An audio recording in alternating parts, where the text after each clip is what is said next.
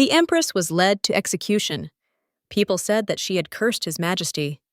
The girl, it was said, was blinded by love and jealousy and begged to kill him. The emperor was like the sun to the people, as well as to the empress herself. Before his execution, the young man asked his wife if she wanted to say anything in the end. She told His Majesty that she cursed him because he was a heartless, cold-blooded hypocrite. The girl added that she would make him pay for all his sins, even from the next world. When she asked her husband if he had anything to say to her, the emperor gave the order to begin the empress's execution. Then the girl wondered if the man she loved so much was before her. Alexandra knew that if she had another chance, she would become empress again. She would become the noblest woman in this land and take revenge on the emperor. Alexandra's life began to fall apart the moment she married Cleo Guillaumin von Reiss, a loving husband and the third son of the emperor. The girl did everything in her power to bring him to the throne, without fear of getting her hands dirty with blood or abandoning her morals. Even her parents, the Marquise and Marchioness Sieglinde, took responsibility for Cleo's crimes and were executed in his place, allowing him to ascend the throne safely. Alexandra thought that he would love and cherish her for such sacrifices. But, in reality, the girl received the crown of empress and numerous dowries for the sake of her husband. The emperor's bedroom was always filled with other women, and she herself was accused of supposedly cursing His Majesty. Thus ended the life of a 26-year-old girl. The empress was woken up in the middle of the day by her maid Penny. The girl said that today was a very important day for them. Alexandra could not believe what she saw before her. She asked the girl why she was here. She replied that she was her maid. Where else could she be? But the empress knew that she was dead. She had been killed by robbers when she was 20. Alexandra touched her neck and thought that maybe this was the afterlife. Everything around her was so realistic, even the smell in her room. The empress asked Penelope how old she was.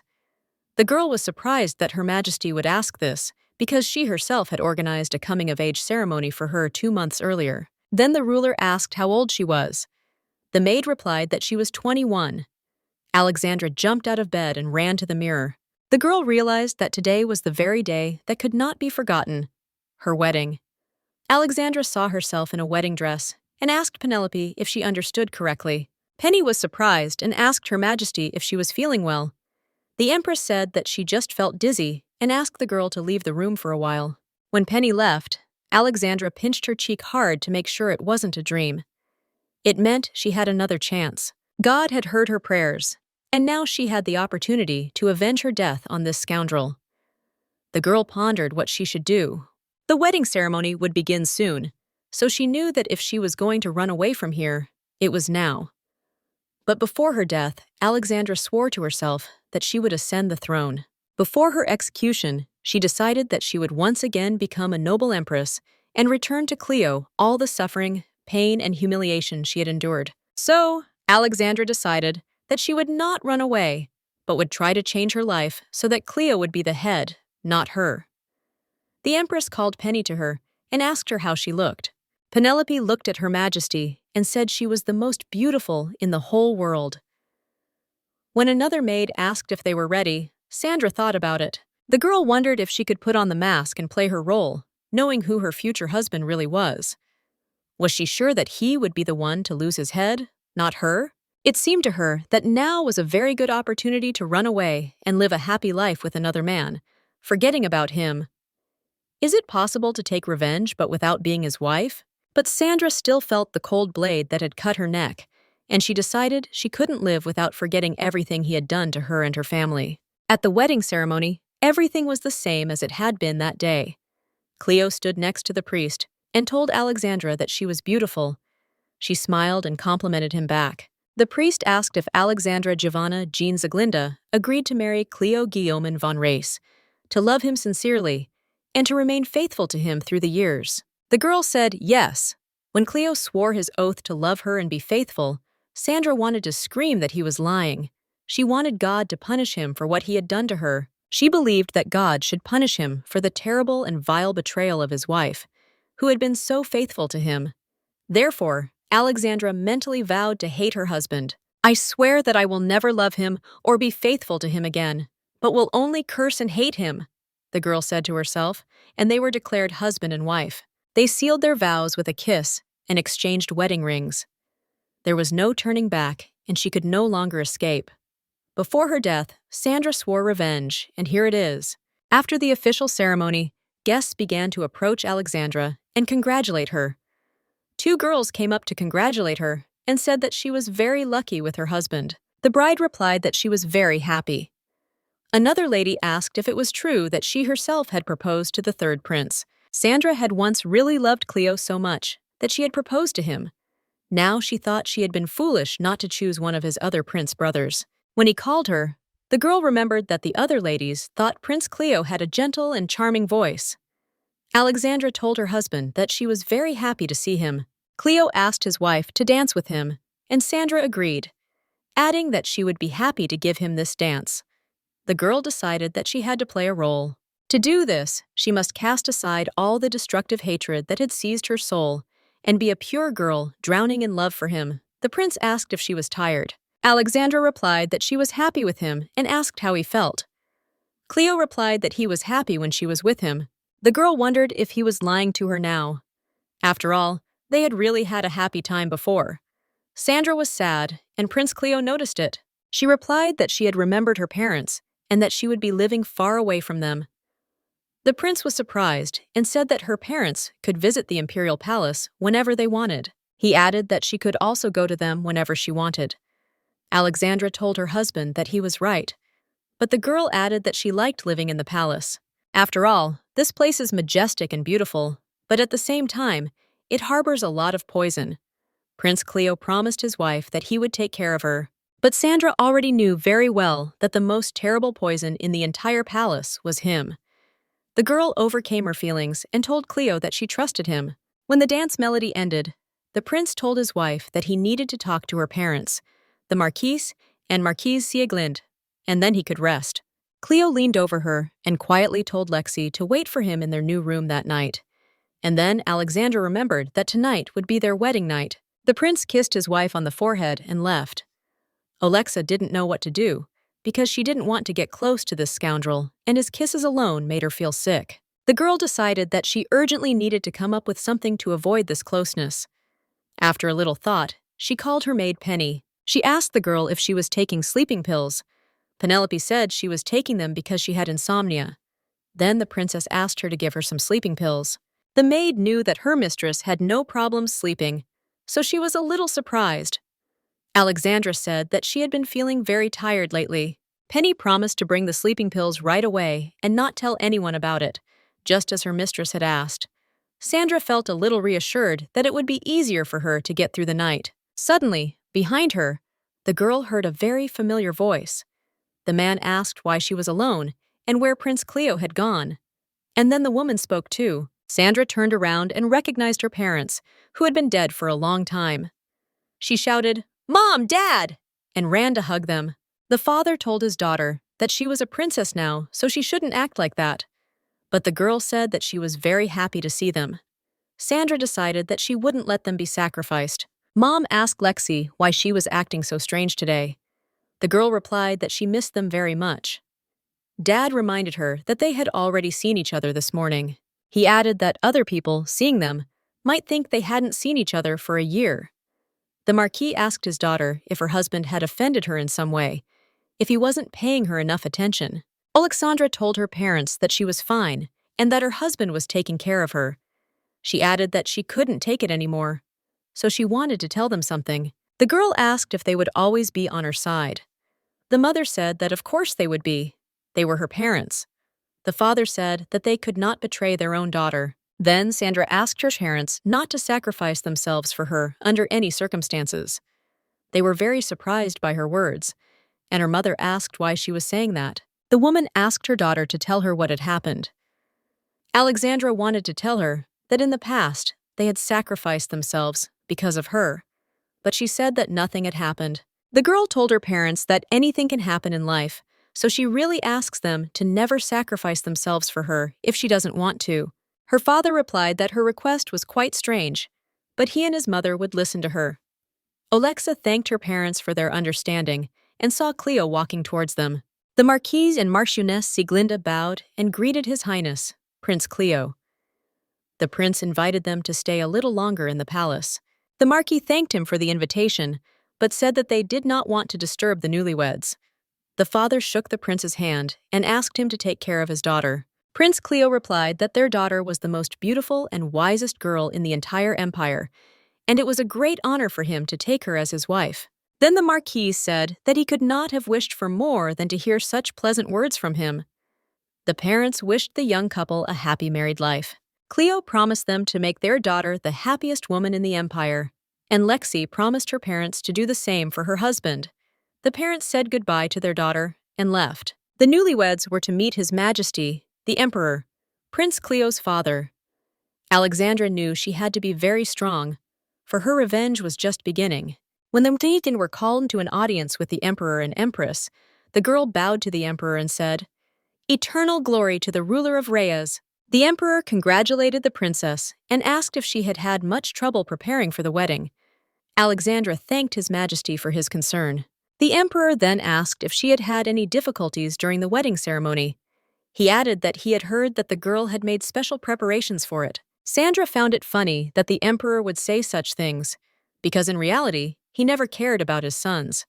Prince Cleo told his father that thanks to him, their ceremony went perfectly. After that, the Emperor turned to Alexandra, with the assumption that she would feel a little insecure in the palace for some time, because she was still quite young. Empress Telsia, sitting next to the Emperor, laughed and reminded her that Alexandra was not that young, adding that she had become Empress when she was 3 years old. Sandra knew that Empress Telsia was by no means an easy opponent, as she was a serious obstacle to Cleo becoming Emperor. It seemed like she had her eye on Alexandra from the start. She has her own son, the second prince, so she doesn't like the third prince's wife.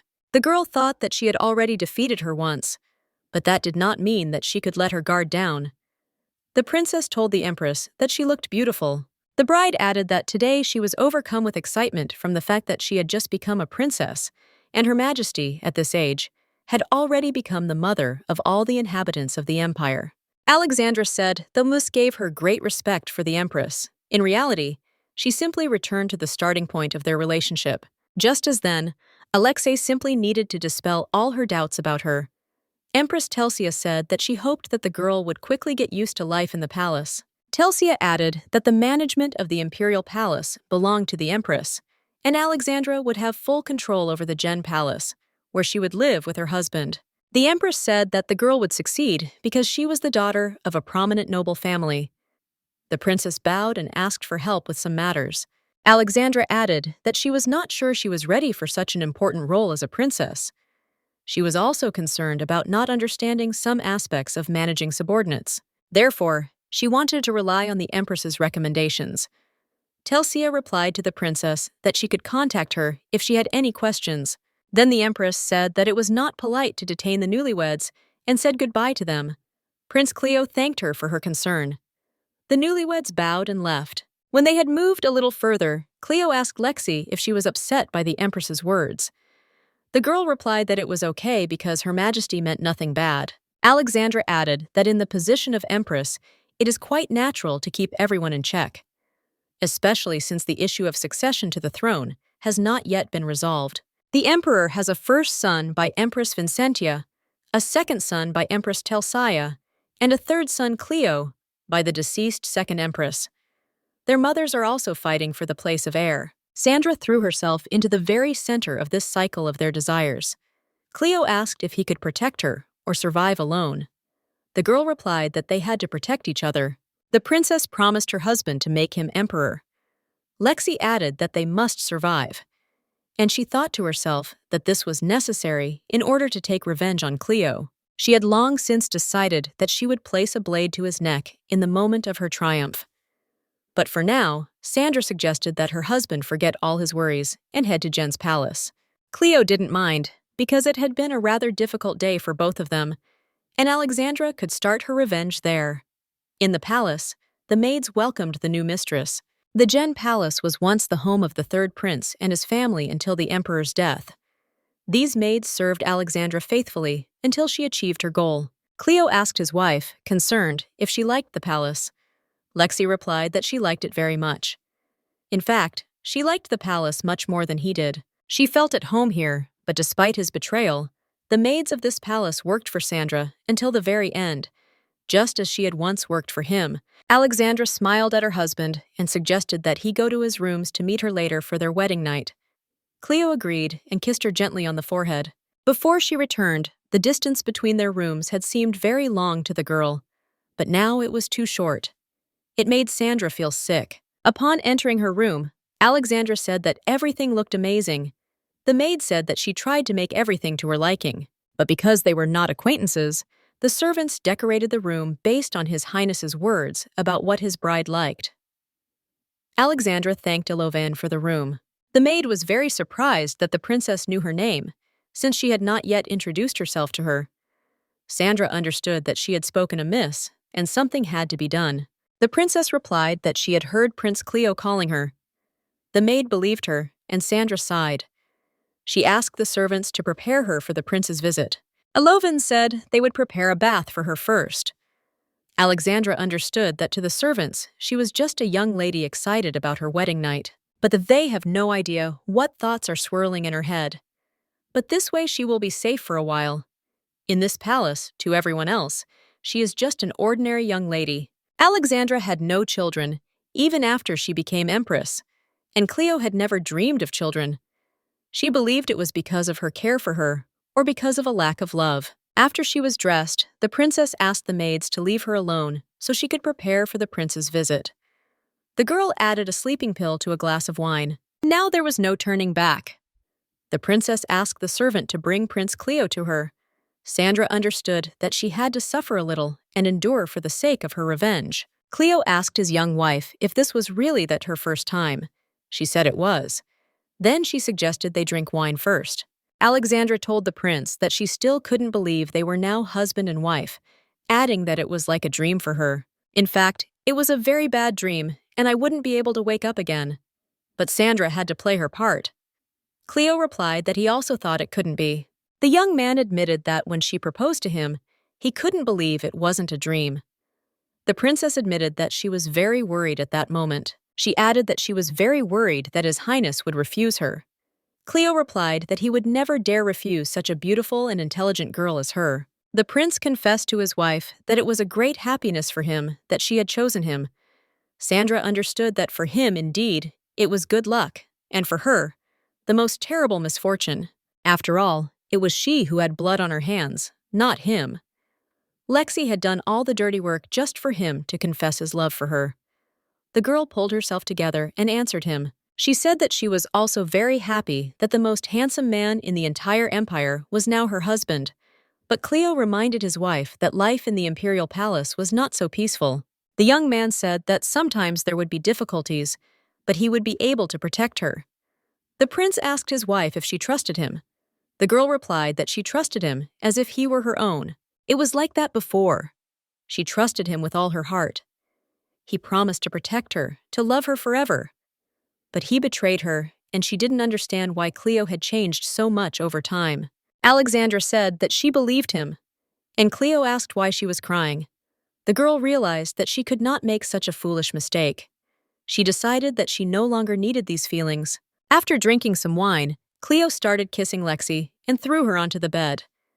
Sandra was scared, but she reassured herself that she needed to wait a bit and the sleeping pill would soon take effect. She kissed him back and thought it would be over soon. Cleo kissed her neck and told her he loved her. Sandra had once dreamed of those words, but now she didn't care. She simply wondered if he was being so gentle from a pure heart. She prayed that it would end soon. When the prince fell asleep, the girl, relieved, threw him off her. Lexi took the blade and cut her leg specifically to stain the sheet with blood.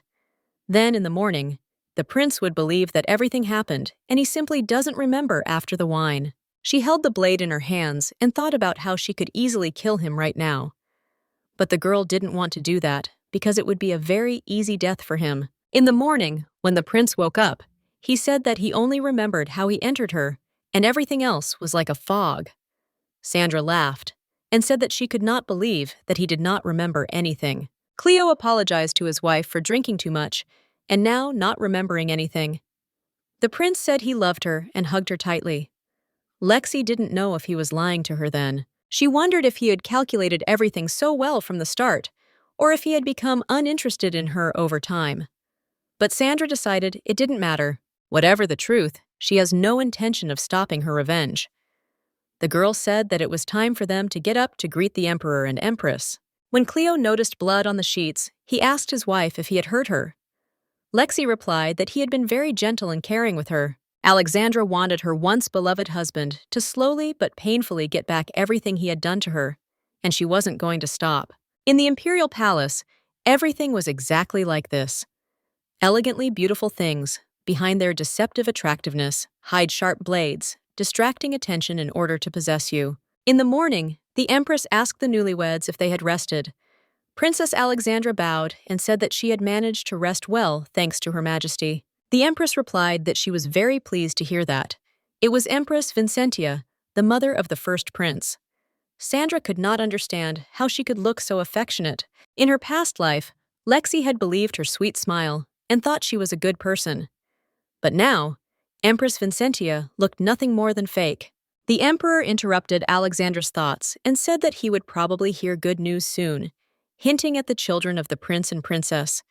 Empress Vincentia interrupted His Majesty. She asked her husband not to rush, because the first and second princes were not even married yet. Alexandra smiled faintly. She was amused by the empress's play. Empress Telsia, sitting on the other side of the emperor, asked Vincentia when the first prince was going to marry. He was now 26 years old. Considering that most nobles marry before the age of 20, the first prince is already very late. Vincentia replied that she was worried that she would not see his wedding. Telsia asked if her daughter-in-law's ideals were too high. She added that the Princess Royal, like her mother, was very picky. Empress Vincentia is the Duchess of Igalel, and her mother was a princess of the Kingdom of Lopez. Normally, such a marriage would not be problematic. But here, in the Reyes Empire, where purity of blood is valued, mixed blood nobility is not welcome. For the queen, who from a young age felt a huge sense of inferiority regarding her origins, the topic of motherhood was very delicate. Empress Telsia, who was one step above her in status, was not at all bothered by this. Vincentia replied that she would do everything possible to ensure that the prince married a beautiful and intelligent princess. Then Telsia said that it would be wrong for the second prince to marry before the first. Vincentia asked in surprise if he had a fiancée. Telsia replied that he would soon find her. The emperor interrupted their conversation and scolded them for staging a showdown in front of the newlyweds. His Majesty told the prince that they could go and rest, and he reminded the princess that she would need to adjust to life in the imperial palace. Alexandra thanked His Majesty for his concern, but thought to herself that they had not changed at all. She even felt a little uneasy. Cleo noticed that his wife was not feeling well and asked her if she was okay. He added that she should not pay attention to her father's talk about the children. Sandra herself didn't understand at that moment how she had managed to ask the prince why he didn't want to have children with her. Cleo excitedly asked Lexi what was wrong with her. The young man replied that this was not the case at all, and that he was not against children.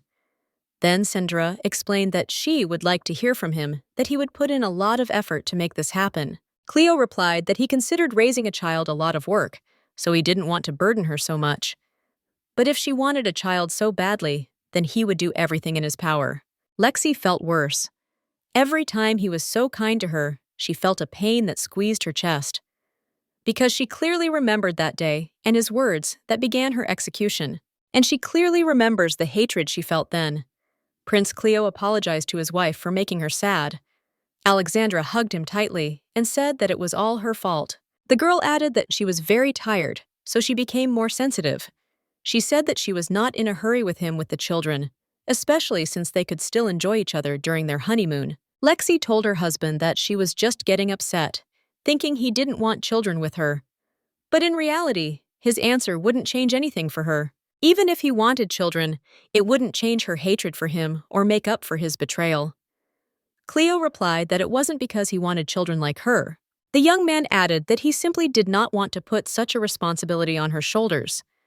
The prince said that he loved her and hugged Lexi. The girl replied that she loved him too. In fact, with these confessions, he only angered her more. She hated him. On that day of execution, along with her life, her love for him disappeared forever. Despite becoming husband and wife, The newlyweds spent very little time together, as was the rule at the imperial palace. For Sandra, this was just what she needed. She asked her maid what Prince Cleo's plans were for the day. 11 replied that he had fencing lessons in the morning and culture lessons in the evening. Thomas II did not dare to allow any of his sons to participate in state affairs. He did so to avoid unforeseen conflicts between them. After all, the heir to the throne had not yet been chosen. However, Thomas II made sure that all his children received a good education so that the brothers could help the emperor. It wouldn't be so bad if the princes were of the same origin, but they have different mothers who are fighting among themselves, so Thomas II's wish is more like a utopia. Alexandra pondered what she would do if she were emperor. First of all, she would decide on an heir, and the others would not receive an education. Of course, it sounds cruel, but it is the best way to strengthen the imperial power. She wondered what Thomas II was thinking right now. She asked what his plans were for today. 11 replied that the princess could do as she pleased, for she was free today. The maid added that they had received word from the Marchioness Sieglinde that Lady Penelope would be arriving here. Sandra smiled and asked 11 to explain everything to Penelope when she arrived, so she could get used to the new place more quickly. She added that she was a pretty smart girl. Alexandra decided that the first thing she had to do was find someone who would share this path of revenge with her from beginning to end. And that person had to be Penelope. Although 11 was also a loyal maid of honor, they became friends much later. Knowing the future was Princess Alexandra's undoubted advantage over others. But still, not everything she has experienced will be the same now. Her knowledge of the future and the actions she takes now can affect what happens in the future. The princess's maid, Eloven, knocked on her door and informed her that Lady Penelope had arrived. She added that she had already finished introducing her and had placed her in the servants' room. Alexandra told Eloven that she would like to have dinner with Penelope. The maid was surprised and wanted to say something, but the princess asked her to call Penny. She added that today was a special day, so it would only happen once. When the maid left, Sandra thought that she shouldn't underestimate the enemy she had killed in her past life. After all, her future is changing. Happy Penny entered the princess's room and greeted her according to all the rules of etiquette. Alexandra said that this was very unusual. The princess took the girl by the hand and said that she was her best friend and the only person she could trust. Sandra said that she had many errands that only she could do. Penelope smiled and said that she didn't know how she could be of any use to Her Highness, but she would do whatever was necessary. Lexi wanted her loyal friend to help her get revenge. But first, the princess fed the maid delicious food and then said that she needed to learn as much as possible about all the distant relatives of the imperial family. Alexandra's goal was to make Cleo emperor, then betray him by becoming the reigning empress. What could cause a person who has become emperor to feel the most terrible pain? She could answer this question based on her own experience. The crown that he will wear must be taken away from him, and his wife must put it on someone else. It will be the pain of renunciation and the pain of betrayal. He will not be able to survive this, just as she could not once. And to achieve this, she needs someone who wants to become emperor. But this man will be faithful to her until the very end. Penelope was surprised and asked if she had heard correctly that she needed to learn about distant relatives of the imperial family. Alexandra explained to Penny that she needed to find out about men between the ages of 16 and 29, and they also had to be unmarried. Otherwise, it would increase the risk of someone finding out about them. And Sandra didn't want to take any chances. Penelope said she understood everything and promised to quickly compile the entire list of men. The princess also reminded Penny that this must be a complete secret. No one must know about it, not even her parents and husband. The maid was surprised, but promised to keep quiet. Penelope asked when it needed to be done. Alexandra replied that she needed it as soon as possible, as much as possible, as detailed and as secret as possible. When Penny brought the princess a large pile of papers, Sandra was very surprised. The maid said that she had done Her Highness's task in as much detail as possible. The girl added that she herself did not expect the imperial family to be so large. Alexandra replied that she was surprised herself and asked how she managed to do everything so quickly. Penelope said she had arranged all the men in order of blood relationship with Thomas II.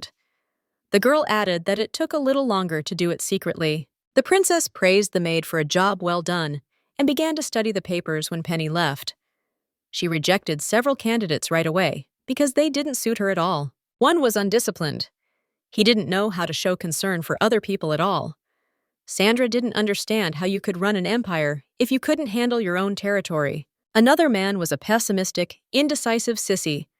Another was a pervert with a strange history with women. And yet another had lost all his savings gambling. Lexi couldn't believe there were so few candidates left who were suitable for her. This empire highly valued blood relations among rulers, so she couldn't stray far from Thomas II. She needed someone who could prove his abilities and competence, outweighing the blood relationship of the three consequences. Otherwise, he would not be able to suppress the opposition of the nobility. Alexandra had thought she would never find such a candidate, but suddenly, she saw the name Lacus Brio din Honrus and remembered that he was also a member of the imperial family. Lacus Brio din Honrus is the man she buried in a past life. He is Thomas's second cousin and Thomas's second first nephew. In other words, Lacus is Cleo's great-uncle. Unlike his cousins, he ruled the borderlands rather than residing in the capital. The strangest thing was that in our time, it was not in the Duchy of Ornus, in the south of the empire, but in the Duchy of Erneb, located in the northern part of the Reyes Empire. The reasons he chose Erneb over the more convenient territory of Ornus were unknown, and opinions varied, with some believing it to be loyalty to the empire and patriotism. Because he had the blood of his father, the youngest cavalry commander, flowing in him, most people believed that he was trying to protect the empire from external forces in this way. But Alexandra thought otherwise. Although she had only seen him twice in her life, she saw in him the kind of person who would do anything to achieve his goal. She saw the same look in his eyes as she had. For a moment, she thought he was ready to bite her throat. He was the kind of man who would use any means and methods. Sandra read the information Penny had prepared for her. Lacus Brio din Honrus, 26 years old, Duke of Ornus and Count of Erneb. His father died in war when Lacus was still in his mother's womb. Born without a father, he excelled in fencing from an early age. Possessed of a brilliant mind, he inherited the command of the House of Ornus from his parents at the age of 14. And now he lives in the county of Erneb, holding his breath. Alexandra knew this wasn't the life he had dreamed of. The moment she saw his eyes, she knew they weren't the look of someone who would simply defend the border. Then she realized that he was dangerous. He was the person who would definitely return to the imperial palace and seize the throne one day. That was her assessment of him in her past life. That's why she killed him. But now the situation has changed. First of all, she doesn't love Cleo as much as she used to. Second, she needs an ambitious and intelligent ally. If her assessment of Lacus proves correct, he will not refuse to cooperate. But then the only question is whether she can take his life as successfully as before. Sandra still clearly remembered how much effort she had put into killing him. They had spent a very long time searching for his weak points, continuously searching for people from his entourage. They also spread rumors and sowed doubts about him in society. All this had a gradually increasing effect, and in the end, Lacus was executed for treason. This man had died innocently. That was how difficult it was to deal with him. Because of his abilities and ambition, Lexi knew she shouldn't make him her enemy this time. Of course, there is no guarantee that the young man will agree to her proposal. But if she is refused, she will have to urgently get rid of him so that no one finds out about her plans. Now that she had found a man who could help her, the princess had another problem: how to meet him. Sandra didn't know under what pretext she could contact him. She had no excuses why she needed to meet Cleo's cousin. The distance between them was too great for her to go unaccompanied. Sending personal letters with written text was also dangerous. This meant that she would have to meet him in person. Olexa still didn't understand how to do that. Lacus even visits his own territory, the Duchy of Ornus, only twice a year. He has no reason to visit the imperial capital to which he has no connection. And there was no mention of the imperial palace. While Alexandra was thinking, there was a knock on her room and she was told that Lady Denalis had arrived and wished to see Her Highness. Sandra understood very well that the opportunity she was given to return was nothing more than an incomprehensible privilege to correct the mistakes of the past. Therefore, she decided to actively take advantage of it. Lady Denalis Della El Linuas of the House of Linuas greeted Princess Alexandra and, in accordance with the greeting rules of the Reyes Empire, said, Eternal glory to the ruler of Reyes. The girl added that she had long dreamed of meeting Her Highness. Alexandra greeted Lady Denalis and reminded her that she did not really like such greetings. Denalis was the legitimate eldest daughter of Count Lenoir. Sandra did not see her often, but they always interacted at social events in their past life. Lady Denalis replied that the first greeting was very important, and if Her Highness thought so now, it didn't mean she wouldn't change her mind later. Lexi liked this girl. She liked her attitude towards people, the way she tried to be polite to other people until the very end, the way she maintained the necessary distance. At the same time, she maintains intimacy and diligently blocks anything that could ignite a quarrel. Princess Alexandra told the girl that she could greet as she pleased. Lady Denalis thanked the princess and said she really appreciated her concern. Then the girl gave Her Highness a wedding gift. When Sandra opened the box, she was very surprised. It was a service with rats painted on it.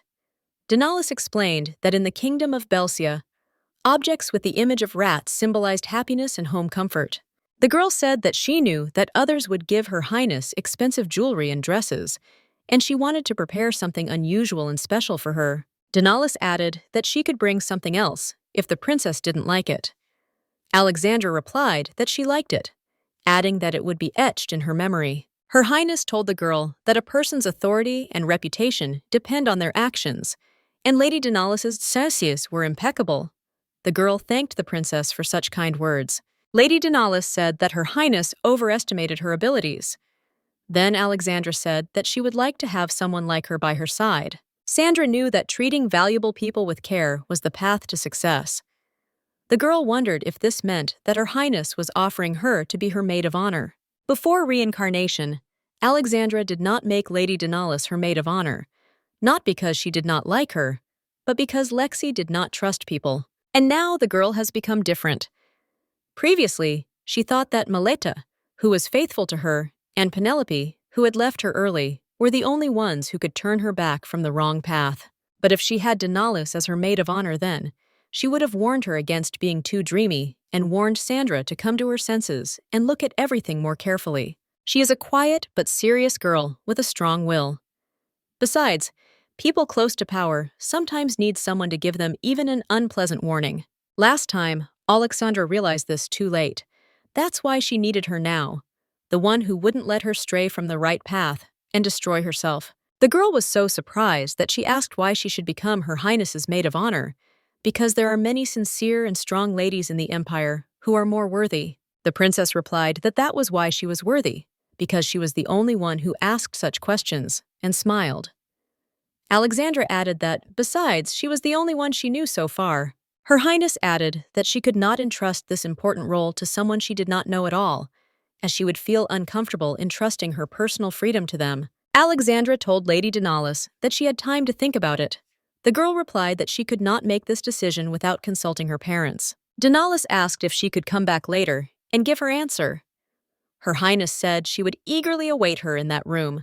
Sandra had no time to rest when her sisters Candace and Candida, two daughters of the Earl of Essex, visited her. They congratulated Her Highness on her wedding and on becoming an imperial princess. Alexandra knew that the Essex sisters were talkative and very frivolous. When she opened their gift, she was once again convinced that they were not very intelligent. The princess asked what it was, and the girl said that it was the most popular lingerie in the capital. Sandra did not understand for what purpose they presented her with such a gift. She would have understood if it had been from a close friend, but this was their first social meeting. Lexi decided they were terribly ill-mannered ladies. Alexandra thanked them for the gift anyway, and the ladies were asked to have tea with her, which again surprised the princess. She wanted them to go home as soon as possible. Over tea, the sisters chatted constantly and asked many questions. For example, how was life in the imperial palace? Alexandra replied that she really liked it here. Then the princess said that their royal majesties were polite and nice people, so she hoped to settle in quickly in the future.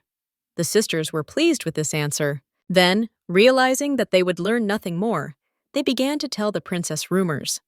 Thus, Alexandra learned that Countess Genskaya had gone bankrupt. This countess always spent a lot of money on balls and delicious food. It all got to the point that she became addicted to gambling, lost everything, and became bankrupt. When they began to discuss the fact that the Countess would be selling off her lands, Sandra realized that she could buy them. They were very beautiful lands located close to the imperial capital. The lands have good transport connections with the imperial palace. The climate in those lands is mild, and in general, the place is good for farming and ordinary life. Alexandra's thoughts were interrupted by her sister's question about whether she needed maids of honor. Sandra asked in surprise, and they said that she needed maids of honor so that she wouldn't be bored in Jen's palace. The princess replied that she had only been here for one day, so she had not thought about it yet. The sisters asked them to let them know if she decided she needed maids of honor. Sandra decided that she wouldn't call them, even if she was dying of boredom. She wouldn't want to see such people around her. Not to mention that they were very frivolous. After the sisters left, Lexi continued to think about how to meet Lakis. The territory of the Erneb County is located in the north of the empire. It snows there almost every day throughout the year. There are terrible blizzards and piercing winds that howl at any time of the day or night, and the locals produce alcoholic beverages with an alcohol content of over 40%. The only thing that thrived in these harsh conditions was military might. The Knights of Erneb trained beyond their limits. That is why there were never any border skirmishes in this part of the empire. The commander of Erneb's cavalry, Lionel Reiterman, asked his knights who else wanted to try to defeat him in battle. Suddenly, His Highness approached them and asked if he could try. Lionel asked the Duke if he was busy. Lakis replied that he could not afford the regular attestation of knights, which took place once a month.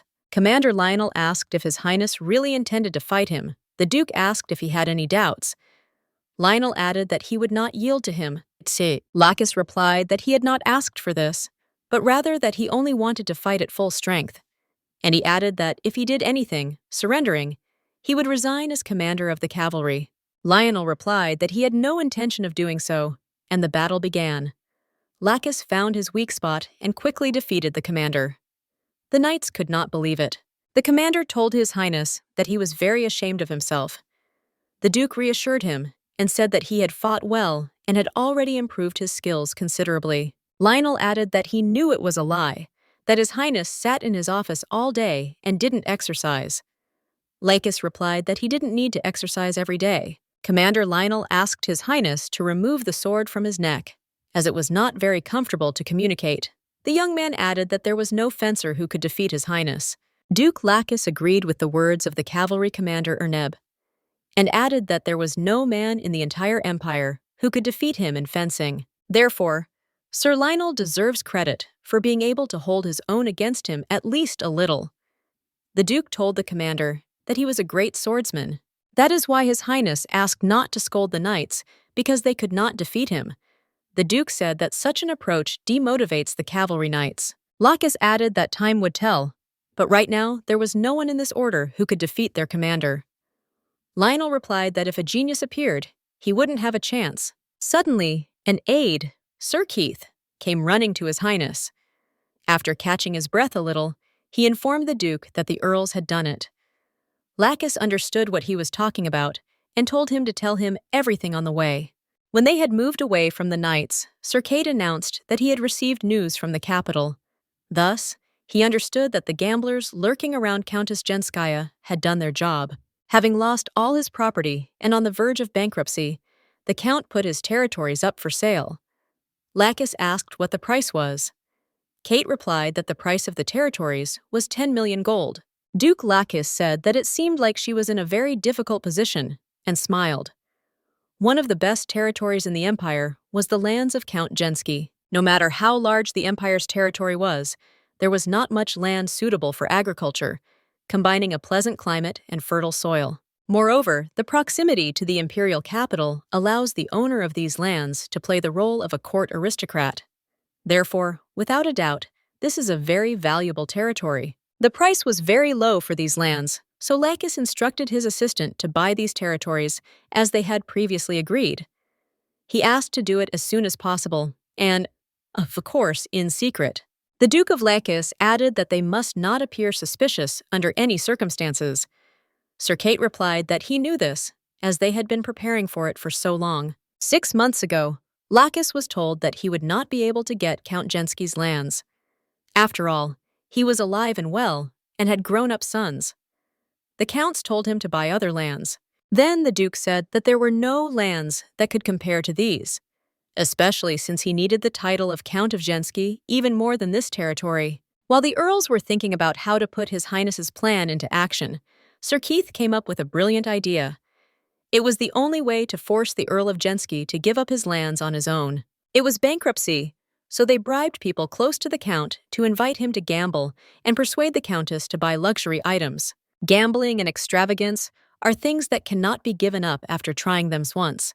Therefore, this plan pleased the Duke of Lachish very much. Lackeys asked Keith how things were going in the imperial palace. The assistant replied that everything was going smoothly. But he did say that the third prince had gotten married. Kate said she didn't think it was the most important piece of information because Prince Cleo was the furthest person from inheriting the imperial throne. Duke Lacus replied that sometimes information that seems unnecessary can work to their advantage. Therefore, it should not be taken lightly. Lady Denalis of House Lenoir arrived at Jen's palace and accepted Princess Alexandra's proposal.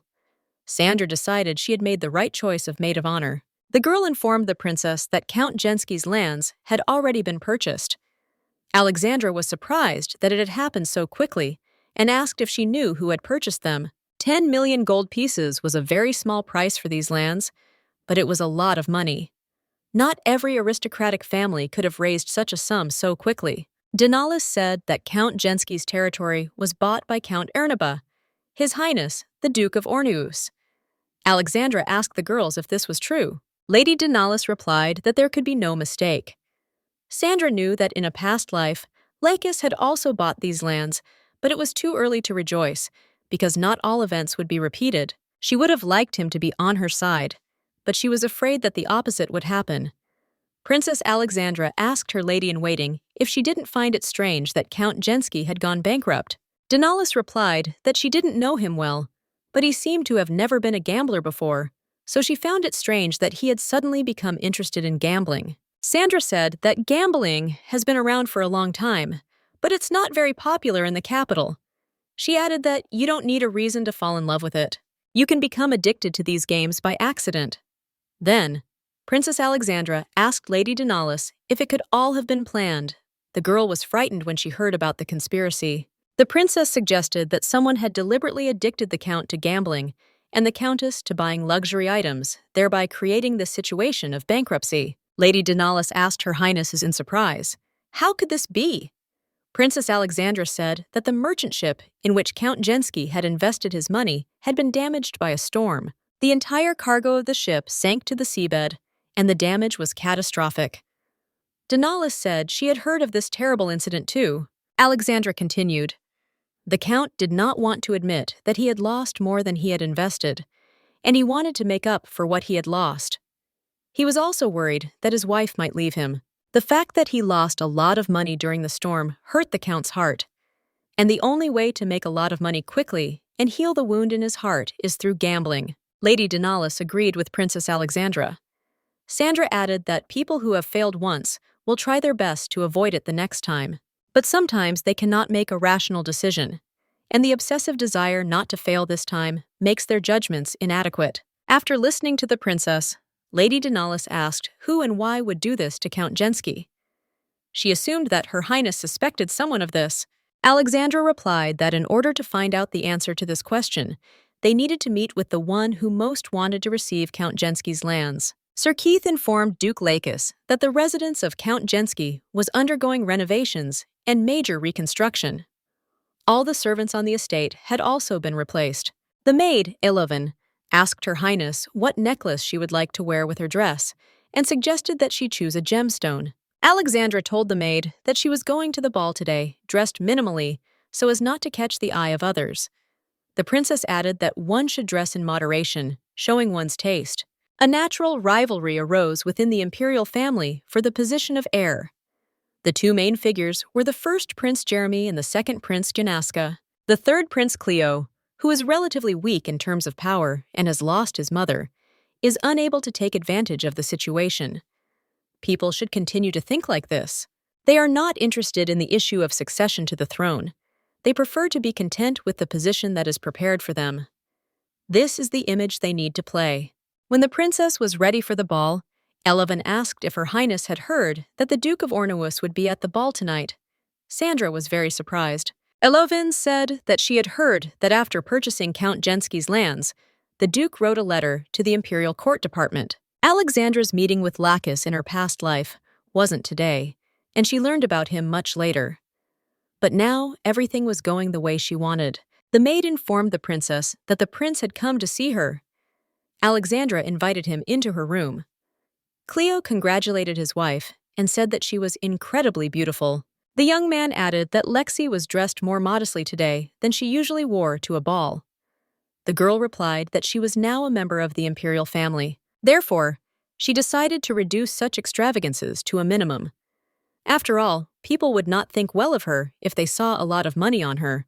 After listening to his wife, Cleo hugged her and said that she looks very beautiful in any outfit, because she is the kind of person who radiates light with her mere presence. The prince asked his wife for permission to accompany her, and they went to the ball. Alexandra asked if there would really be so many nobles at the ball today. Cleo confirmed that it was, and asked if she was worried about it. Lexi replied that she wasn't worried at all, because everything was the same as last year. Only she was now his wife, not his fiancée. Alexandra then added that a few days earlier she had given Her Majesty a popular wedding anniversary dress. Cleo apologized to his wife for making her choose the gift herself, when in reality it was his turn to do so. Sandra thought it was absurd. She asked her husband why he was apologizing, because the inner palace was her concern. The girl did not understand why he was apologizing for such a stupid thing. When he betrayed her, in the last moments of her life, Cleo had no intention of even asking her for forgiveness. It seemed to her that she hated him even more now. Duke Lacus of Ornos greeted His Majesty. Great son of the Empire, and father of all the imperial people, I greet your Majesty. Eternal glory to the ruler of Reyes. The emperor greeted the duke and asked how long it had been since they had seen each other. The ruler added that Lacus so rarely attended balls that he had already forgotten his face. The duke apologized to His Majesty for making him miss him. He added that he had been busy managing the territories and protecting the borders. The emperor said he was very grateful to him for the work he had done. The man added that the palace had previously received reports of unpleasant situations on the border, but since he moved to Ernebu, such reports had stopped. The duke smiled and replied that he was working for the empire. Then Lacus asked Her Majesty, Empress Telsia, how she was doing. The empress replied that she was fine, minding her own business and supporting His Majesty. Duke Lacus asked if she had received the gift he had sent her in advance for their wedding anniversary. Telsia replied that she had not received anything. Then Lacus said that he would send something else for her. Telsia remained silent, and the emperor asked the duke if it was true that he had bought the lands of Count Jensky. The young man replied that Count Jensky had become so addicted to gambling that he had squandered his entire fortune. So, in essence, he had saved him from bankruptcy. Lacus added that it would be very unpleasant for the imperial family if these important lands were to pass into the hands of a stranger, which is why he bought them. The emperor asked the duke why he should not take the opportunity to join the council. Lacus replied that he was not sure he could, as he was not very competent in the matter. His Majesty reminded the duke that he owned 2 territories, so he simply had to be a member of the council. The emperor asked again if he wanted to join. Lacus replied that this was a very important question, so he needed time to think. The young man decided to take a step back now, specifically in order to jump later. Prince Cleo and Princess Alexandra approached the emperor and empress. They greeted His Majesty and Her Majesty, Empress Telsia. Duke Lacus looked at Princess Alexandra, and the emperor introduced her to him as his daughter-in-law, the only daughter of Marquis Sieglind, who had recently married the 3rd Prince Cleo. So this was his cousin's wife. She seemed a gentle and innocent beauty, but he sensed something cold about her. Lacus decided to be careful with her. He greeted Her Highness and gave his full name. Alexandra said that it was a great honor for her to get to know His Highness better, as she had heard a lot about him. Sandra saw the same look in his eyes as she had seen then. The girl said that she had heard that the Duke had settled in the territory of the county of Jensky, and since the county is close to the capital, she hopes they can see each other more often in the future. Lacus replied that he would do everything possible to make it so. Princess Alexandra bowed to Empress Telsia and greeted Her Majesty. She then said that the empress looked incredibly beautiful in that dress today. Telsia thanked the princess for the compliments and the gift. She added that the dress was so beautiful that she couldn't even look at the others, which is why she chose it for the ball. Sandra knew this would happen.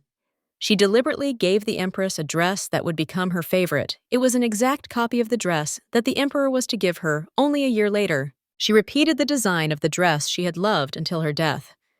The princess replied to the empress that she was very glad that she liked it. Telsia said that they could go and enjoy the ball. When the newlyweds had left, the Duke of Lacus asked His Majesty how they had been married. The emperor replied to the duke that he did not understand his question. The duke asked if His Majesty had sent a letter from the imperial palace to the residence of Marquis Sieglind in order to proceed with the engagement. Was it decided at a council meeting that they should get married? The emperor smiled and replied that they simply fell in love and got married. Then His Majesty said that the girl fell so in love that she asked Cleo to marry her. The emperor agreed, because there were no problems with her origin, and Princess Alexandra herself is a beautiful young girl.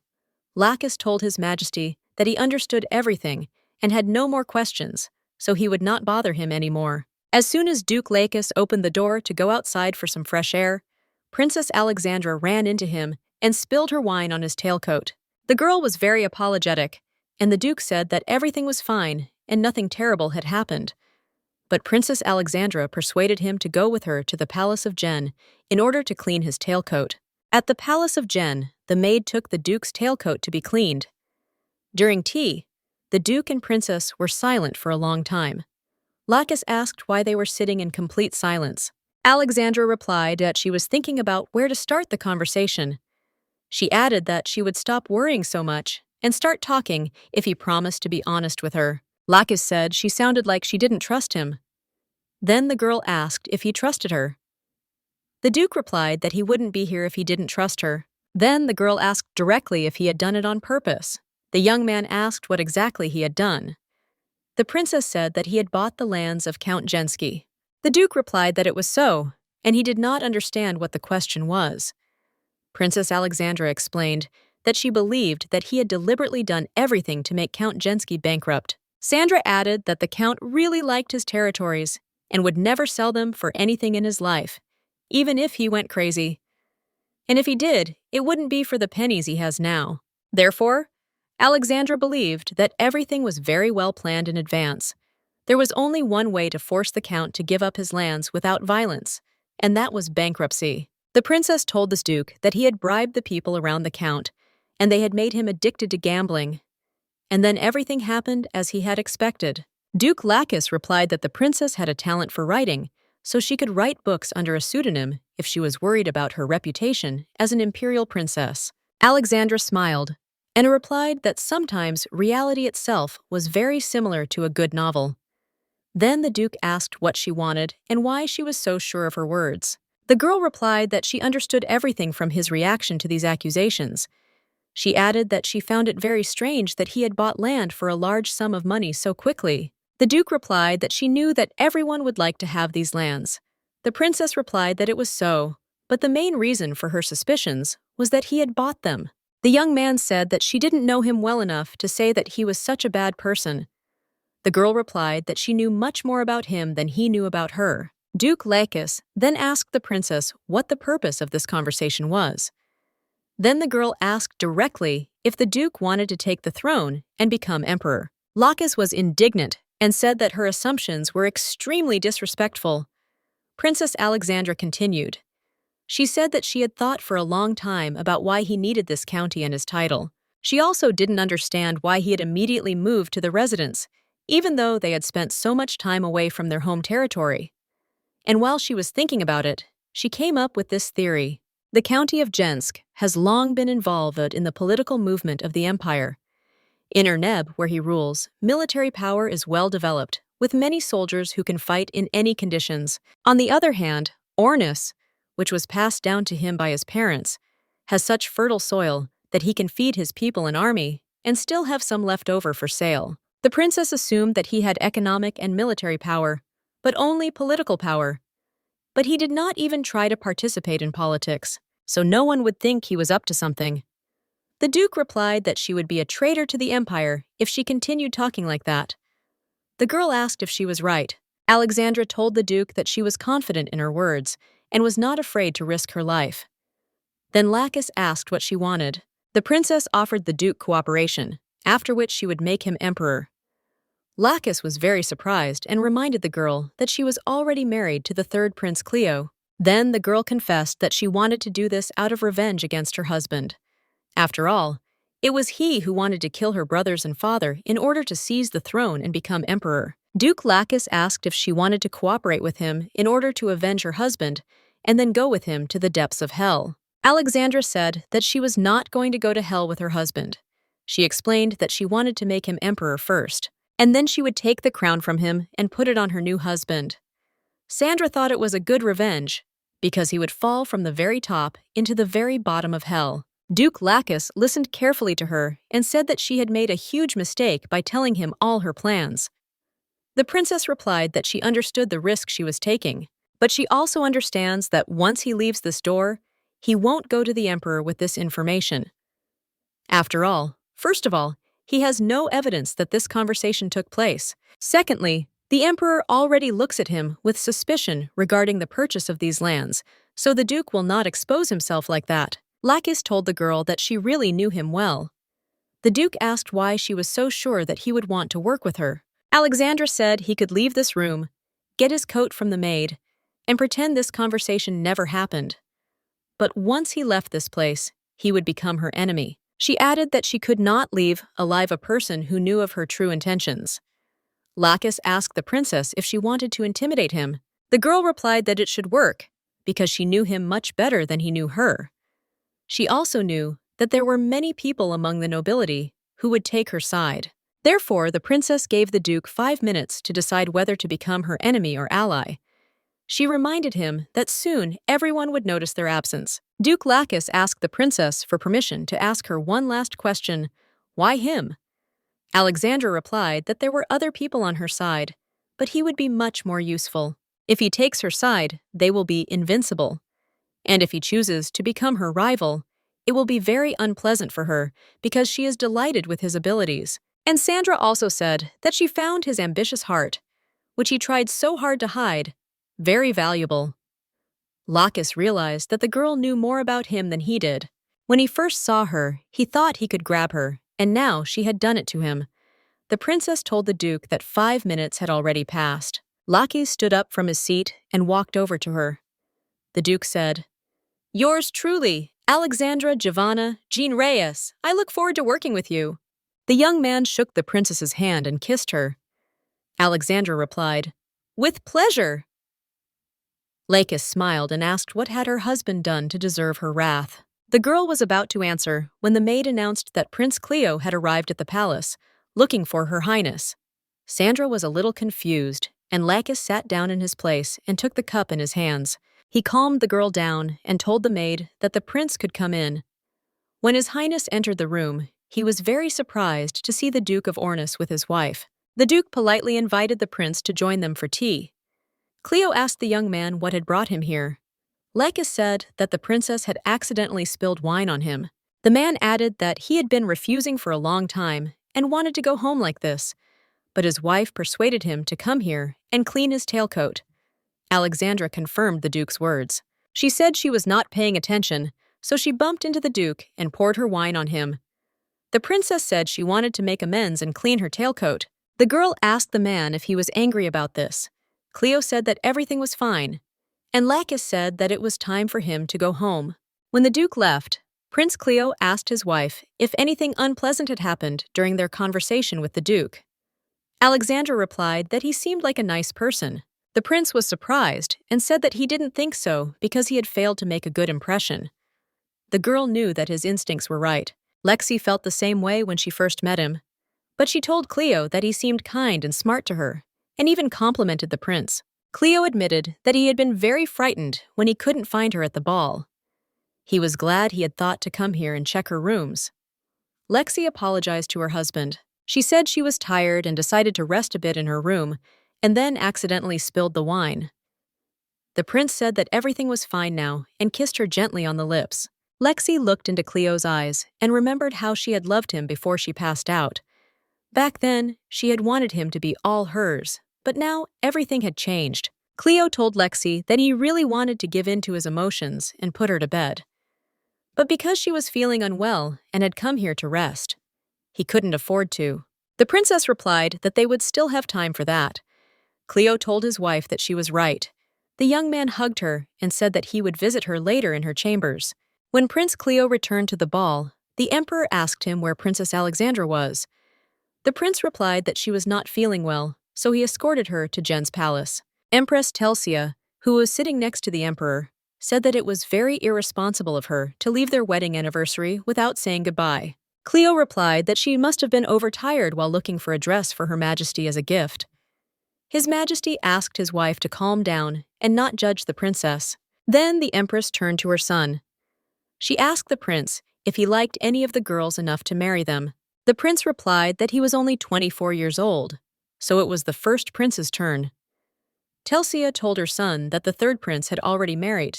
The young man replied that he would not want a wife like his, so he would find himself a calm and balanced girl.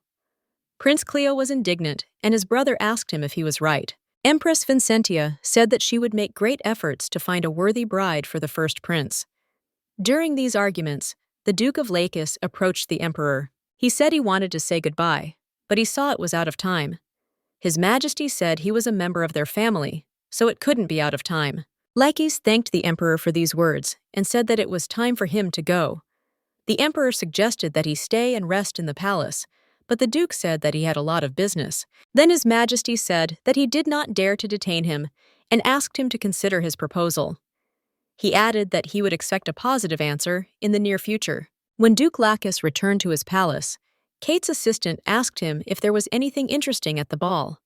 The young man replied that there was something very interesting, but he would tell him everything in the morning. In the morning, Kate knocked on the duke's door. The duke let him in and said that he had been thinking for a long time about how to tell him about what had happened at the ball yesterday. Lakis began by dismissing all the servants in the estate. Kate became agitated and asked why the duke had taken such a step. The duke replied that he had found an accomplice at the ball yesterday. The young man asked why he had done this. Lakis replied that everything had already been decided. Sir Keith was indignant that the duke had done this without consulting him.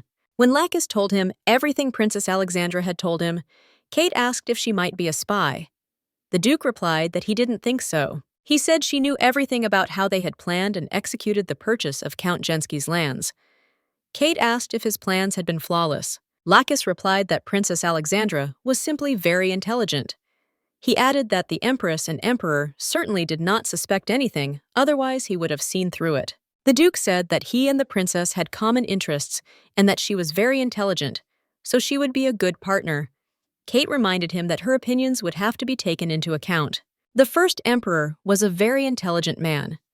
He created a tradition for members of the imperial family who lived in the palace to have breakfast together. His Majesty asked Princess Alexandra how she was feeling, as he had heard that she had been unwell yesterday. The princess thanked him for his concern. She also apologized for making His Majesty worry.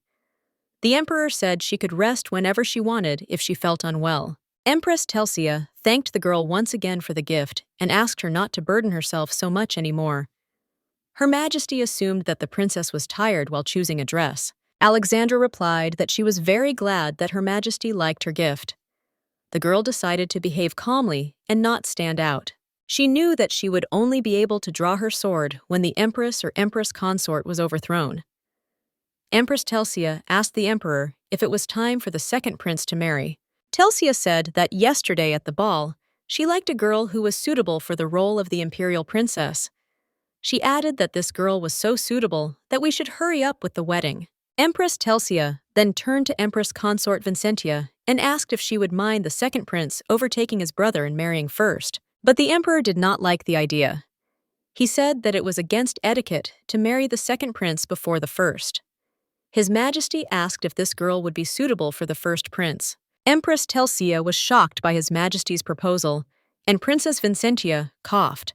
Then blood flowed from her mouth, and she fell to the floor. The doctor reassured the first prince and said that his mother would be fine, but added that it looked very much like poisoning. The emperor asked how this could have happened. The first prince asked his father to do everything possible to find the person who did this. His Majesty replied that he would definitely find the person who tried to poison his wife. Empress Telsia ordered the servants to clean everything very thoroughly and wash away every stain of blood. She also told everyone to disperse to their rooms. When everyone had left, the second prince asked his mother if she had done it. The empress shouted at her son and reminded him to watch his tongue.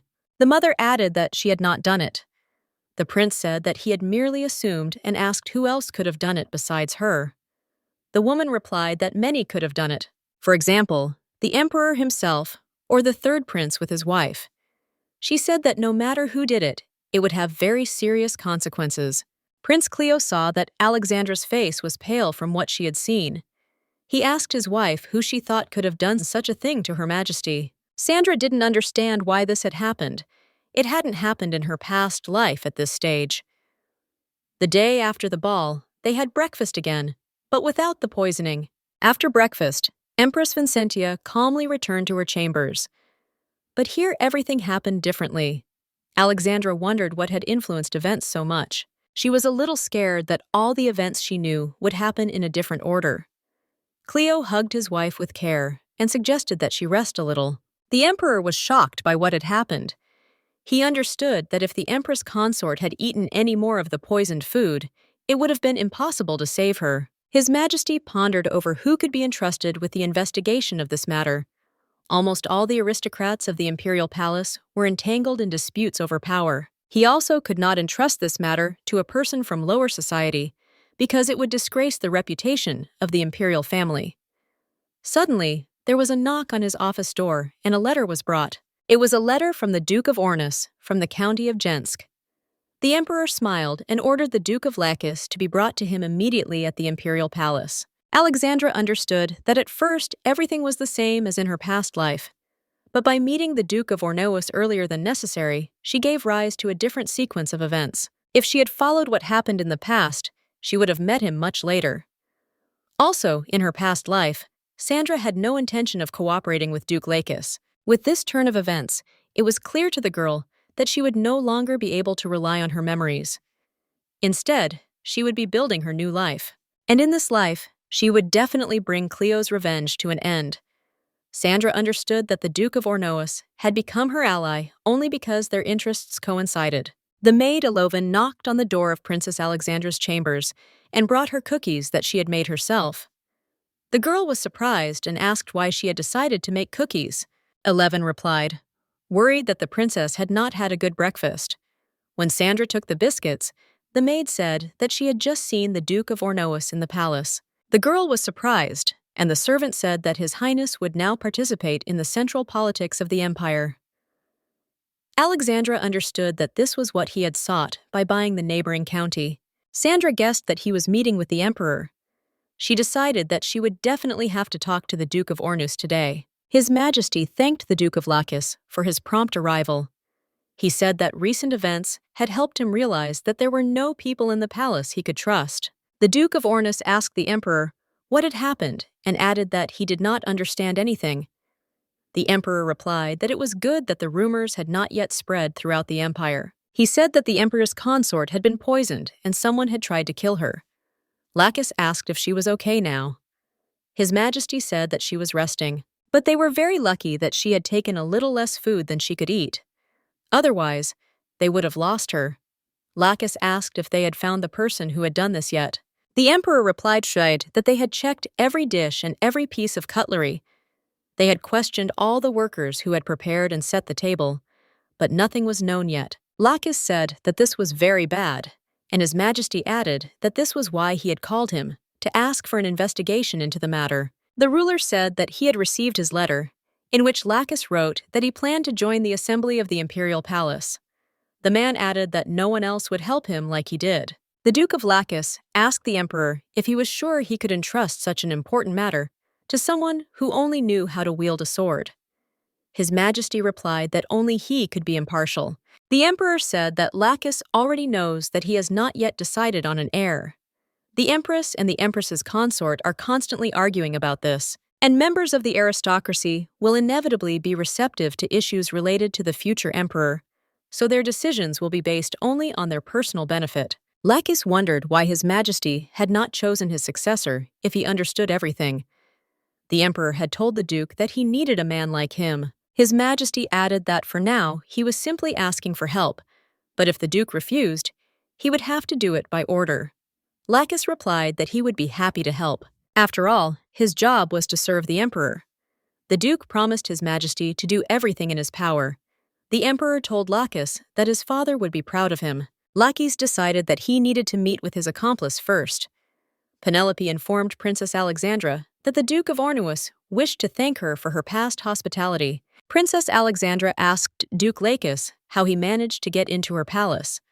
Lakis replied that this time he was smarter than her. After all, while she was thinking about how to arrange a meeting with him, he came to her himself. The Duke said that he was lucky to get a room in the imperial palace, not far from the palace of Jen. So when he saw her maid, he immediately asked her to take him to her. Alexandra said they needed to figure out how to communicate in the future. Lakis suggested exchanging letters through her maids, assuming they knew about her plans. The princess said he was mistaken, as she did not yet trust them that much. The Duke said she was even smarter than he thought. He then asked Alexandra when she planned to tell the servants about her plans. The girl replied that she wasn't that confident in the people around her yet. Besides, she hadn't found anyone she could trust yet. Lakis asked, "What about him?" and smiled sweetly. The princess said that she meant a woman. Sandra knew that in the future, she would save a girl she could trust. The Duke thought for a moment and said that from the first time they met, he thought she knew the future. The girl replied that then she wouldn't have made the wrong choice. If she really knew the future, she wouldn't have done that, which she deeply regrets. Lakis said that life would be boring if someone knew their future. The girl replied that he wouldn't say that if he had been through something terrible. The Duke said that he didn't know her well enough to contradict her, but Lakis asked her not to act like she knew all too well what he had been through. If she knew all the horrible details about other people's lives, she wouldn't say that. For example, for him, his past is as painful as if his skin had been ripped off. And if she had known, she might have said that her past wasn't so terrible. He may not understand how hard it was for her either. So the Duke asked the princess not to judge other people because she herself had experienced something terrible. Alexandra bowed her head and said she understood. Then the Duke smiled and said they had moved on from the matter and suggested that they pass the letters through the library. The girl said that in the 9th bookcase in row P, there was a pink book on the 6th shelf from the top. There was only one pink book there, so it would be easy for him to find it. Lakis said that she knew the imperial palace quite well, for someone who had been here for no more than a month. The princess replied that she did not know the palace that well. She added that it was simply the only book she had read in the last month. In fact, it was her only book in the last 6 years. The Duke said that he would visit the library every Monday at 3 o'clock in the afternoon. Then the girl said that she would go there at the same time, only on Wednesdays. Lakis smiled, and Princess Alexandra asked why he had come to the imperial palace at all. The Duke replied that he had been invited by the emperor. The young man said that he would investigate the attempt on the life of the empress consort. Sandra said that she had thought that His Majesty would entrust him with this case. She added that the emperor could only rely on him in this situation, because others would not be sincere. The girl asked the Duke if he could help the emperor. Lakis replied that he could only find the murderer if she helped him, as he was a stranger here. He asked what had happened at breakfast when Empress Vincentia was poisoned. Alexandra said that they were talking, and then the empress began coughing up blood and fell to the floor. Court doctors came running and informed the emperor that it was poisoning. The emperor was furious, and Vincentia's maids carried her into the room. Empress Telsia ordered her maids to carefully clean everything in the hall room where the meal was being held. Lakis abruptly stopped her story and asked which of the empresses she would choose. Alexandra said she did not understand his question. The Duke explained that since ancient times, people have united to overthrow their common enemy, because it is much more effective that way. And because she wants to make the third prince emperor, she will have to team up with one of the empresses in order to remove the other. After that, she will be able to fight the person she is allied with. After all, Her current situation does not allow her to fight two empresses at the same time. That's why Lacus asked her who she would choose, Empress Telsia or Empress Consort Vincentia. Alexandra said that he knew because he had his own opinion on the matter. Lacus replied that his opinion was not that important, as he was only her accomplice in crime. The princess said that she would unite with Empress Telsia. First, she herself wants to eliminate Empress Vincentia, and she will do it, despite the fact that after this attempt, everyone will be even more attentive. Secondly, Empress Consort Vincentia, mother of the first prince, who according to the rules should be in line to the throne, but the decision is still up to the emperor. Alexandra asked the duke why he had interrupted her story.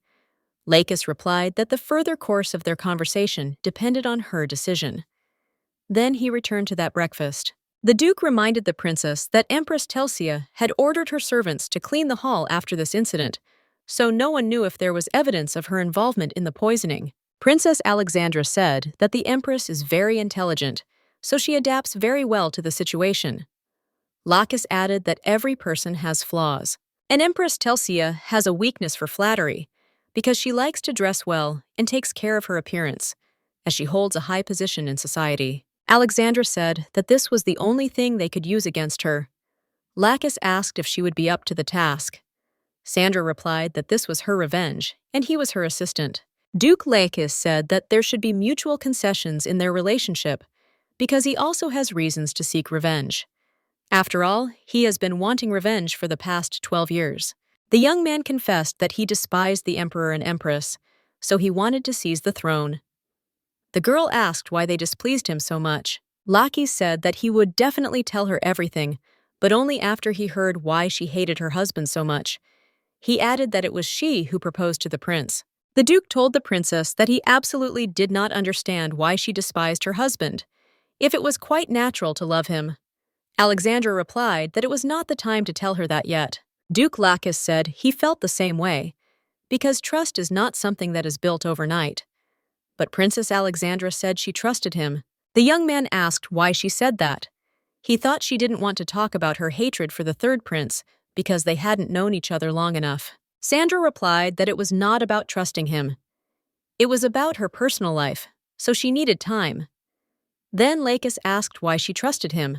Lexi replied to the duke that she trusted him 80%, because he didn't seem like the kind of person who would betray her after she said she would make him emperor. Duke Lacus asked if she was afraid he might trick her and kill her when he got what he wanted. Alexandra replied that that was why she wanted to become empress. The girl said that she thought he wouldn't cheat on her.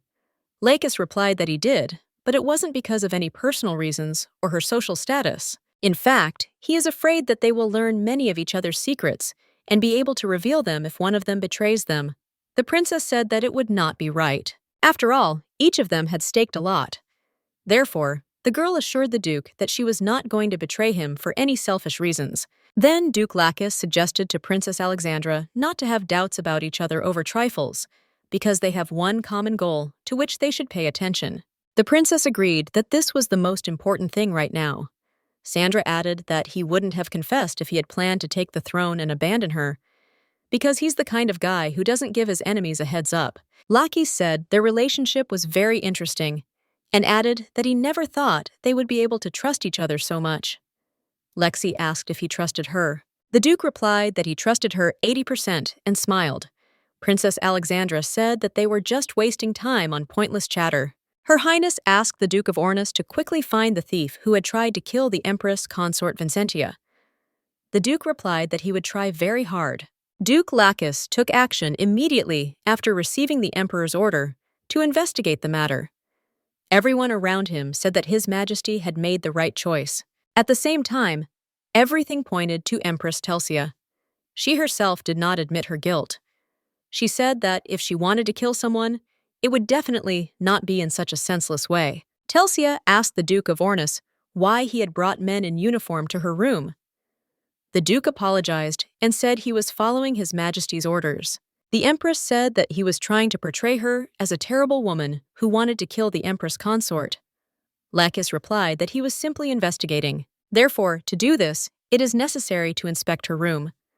The Duke explained that as soon as Empress Vincentia was taken away, Her Majesty ordered her maids to clean everything thoroughly, and this was the only evidence that could help in the investigation of this case. Telsia was angry with herself. All she wanted then was to see no more blood.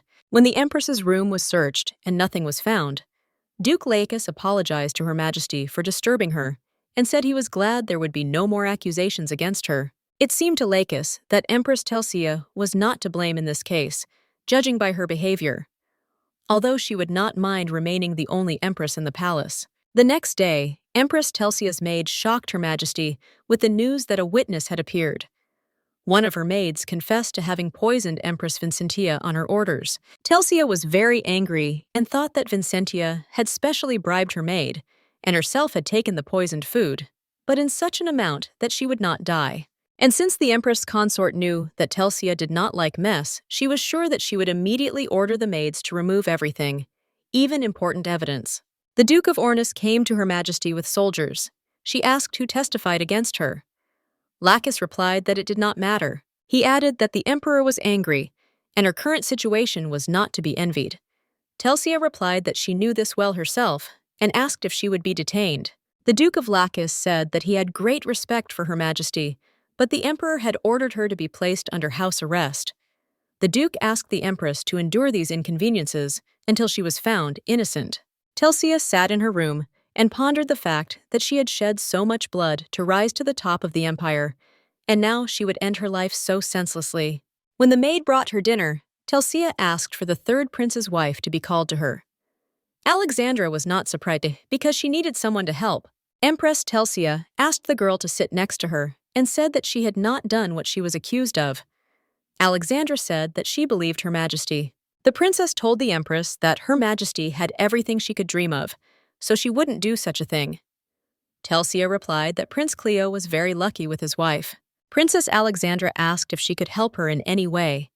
Telsia said that if she proved her innocence, all the false accusations against her would simply disappear. But Empress Telsia added that then Princess Alexandra would make the Empress consort her enemy, because she believed that she had organized the attempt on her life. Telsia asked the girl who she would choose, her or Vincentia.